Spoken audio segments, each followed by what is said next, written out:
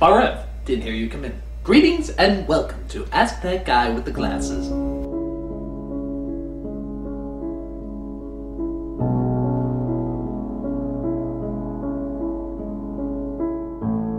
Are you smarter than a 5th grader? That's a very good question. I actually went up and asked a 5th grader to find out. I kneeled down to the little girl, or at least I pray it was a little girl, and I asked her, am I smarter than you? And she said, no, you're a dumbass. In fact, every single question you've ever answered on your show is wrong. But as we all know, 5th graders are inherently morons. So that doesn't count. Now I know what you're thinking. Doesn't that show Are You Smarter Than a 5th Grader have a lot of smart 5th graders on there? Well, remember that show is hosted by Jeff Foxworthy, and anything he's on cannot be the least bit intelligent. He's a redneck, you know. He listed the warning signs quite clearly. In fact, if you actually watch the show Are You Smarter Than a 5th Grader, then you are probably a redneck. And stupid. Yes. Is the Phantom of the Opera there inside your mind? Yes. And quite frankly, I think he overstayed his welcome. You hear that, Mr. Phantom? It's time for us to part. Don't go! I'm sorry, but that's just the way it has to be. So be it! Now let it be war upon you both! He's an odd man. What is in my father's gun? Is it candy? No. It's ice cream. Yummy, delicious ice cream. And the only way to get it is to pour it upside down and let it drop into your mouth.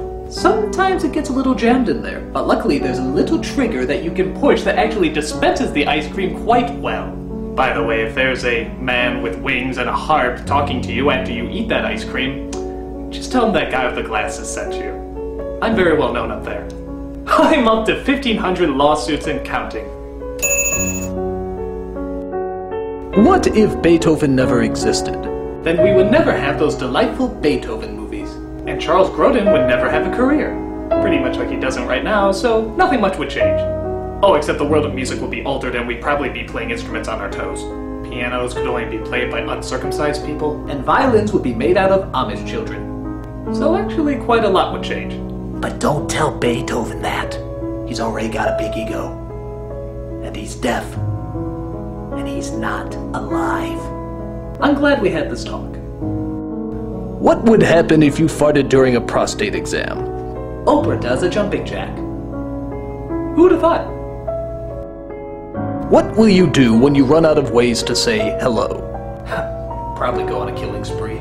After all, I do need a lot of Amish boys to make my violins.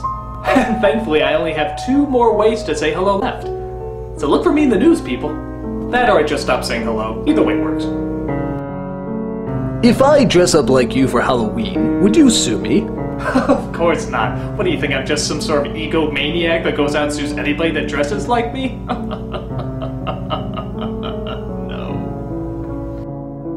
Now I know my ABCs. Next time won't you sing with me?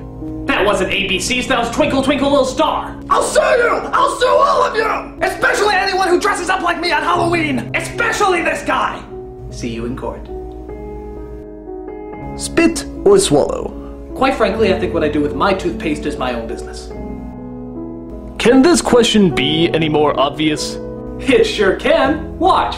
Obvious! This question is so obvious. Obvious and beautiful. Spam is your friend. Canadians do not want to eat you. Obvious! Too subtle? Fuck you. This is That Guy with the Glasses saying, there's no such thing as a stupid question until you ask it.